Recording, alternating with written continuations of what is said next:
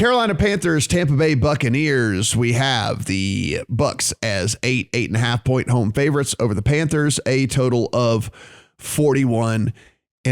I don't need to tell you about the Antonio Brown stuff. You have a television, so I'm not going to run through all that. But all I will say is what this does do to this Bucs team is puts them at what used to be a massive, huge bonus to this team is the wide receiver core, where they had 3 legitimate, awesome options, is now down to 1 in Mike Evans. You have lost Chris Godwin for the year, and now Antonio Brown is off the team. So it is a completely different look, a completely different handicap for this team for sure as we kind of move forward. That being said, if you look at this, everyone says they're going to play. Everyone says they're motivated. Everyone says they're going to give it their all in this thing.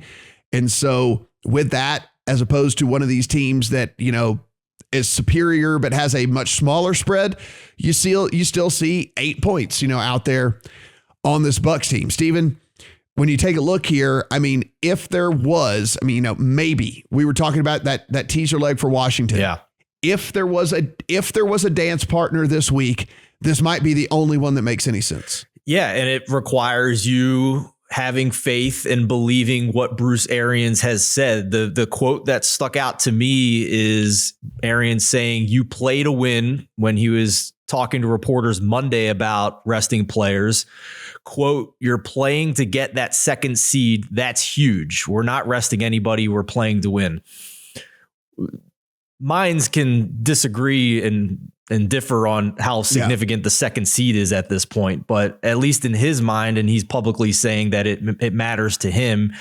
I think overall they have a lot of new pieces here that they just want to try and figure out too. So. That was literally going to be my point in this to kind of transition to. It's just like, look, so Leonard Fournette's already out. Ronald Jones is in a walking boot. They got to figure out what they've got in Keyshawn Vaughn and Le'Veon Bell, you know, and like they've got to figure out what they've got at the receiver position, you know, outside of Mike Evans and how that's going to all work out and everything. So I'm with you, Stephen. I think that this is kind of like a dress rehearsal here for what they might have to do in the playoffs, because there's no guarantee that Lenny's going to come back healthy. There's no guarantee that Ronald Jones is going to get out of this walking boot. We know for a fact the wide receiver core is depleted. So I think this is kind of a dress rehearsal for the playoffs. It also doesn't hurt that Tom Brady's trying to fool people into voting for him to win MVP at this point, as he leads the league in passing yards and passing touchdowns, even though Rodgers has been better and efficient. So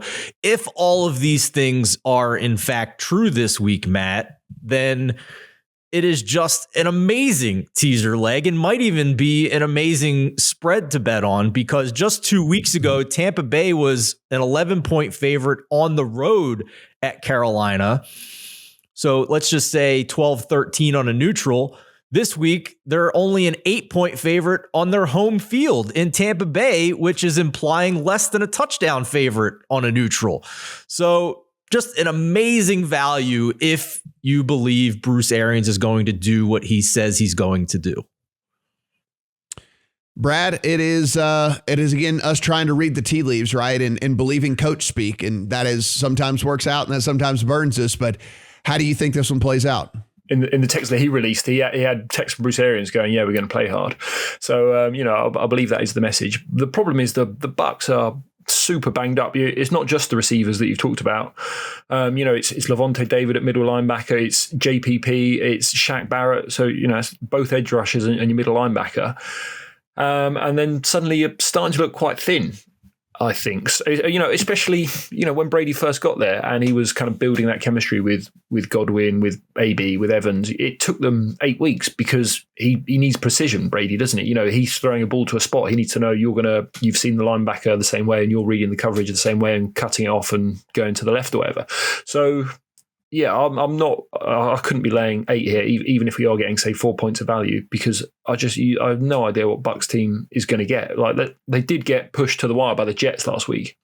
The Jets are really, really, really bad. So, yeah, obviously they won. I would say the Jets' offense is a little better, though, right? Like, they're at least functional. Like, do you have such little faith that they might lose the teaser leg here and lose the game outright?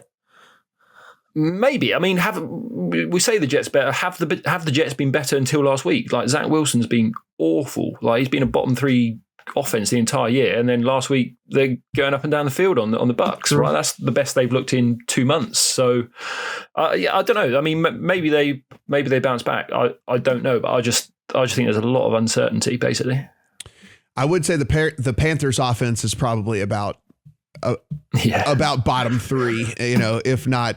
I at least trust the Jets' offensive scheme, right? Like we've talked about that a lot this year, that Zach Wilson's been bad. We agree with that, but at least the scheme has in multiple weeks throughout this year put up good numbers and good yardage. It's their defense that's been a train wreck, and they lose the game at the gun last week. I mean, I don't trust this Panthers offensive line and this quarterback one iota to put together any type of good game at this point. So after listening to you, Brad, and hearing those nuggets, I am off the 8 now. I wouldn't lay it with the Bucs, but I still feel pretty good about the teaser leg.